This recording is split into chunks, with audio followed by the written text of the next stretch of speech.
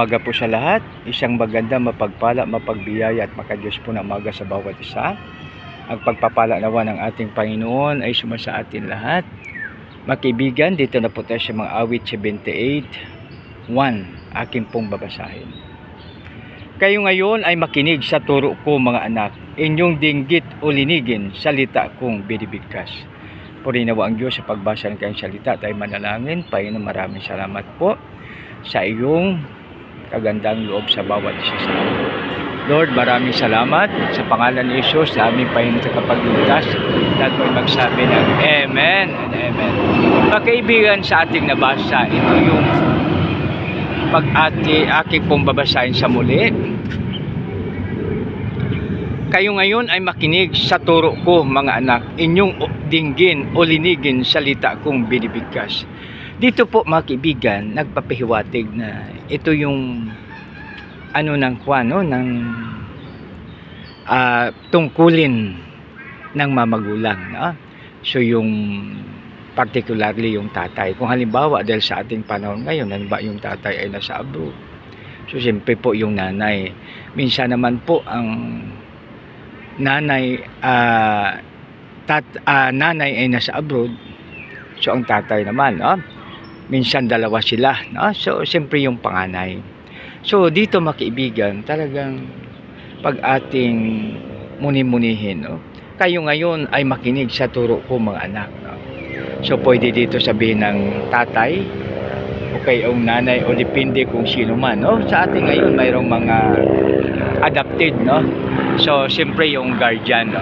Kung sino po yung guardian ay siyang gagawa po nito, no? So ito yung mga wonderful words of life, na mga wonderful words of life po ito, mga kaibigan, no?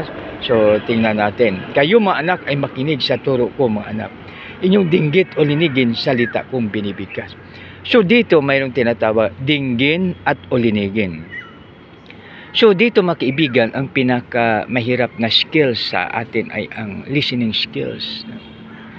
So mahirap ang listening skills dahil minsan ayaw nating makinig, no? Pero napaganda pala kung makinig tayo ay may isang bunganga, may dalawang tenga, no? Kaya nakalagay rin doon sa New Testament na be slow to speak, be quick to listen, slow to speak, slow to anger.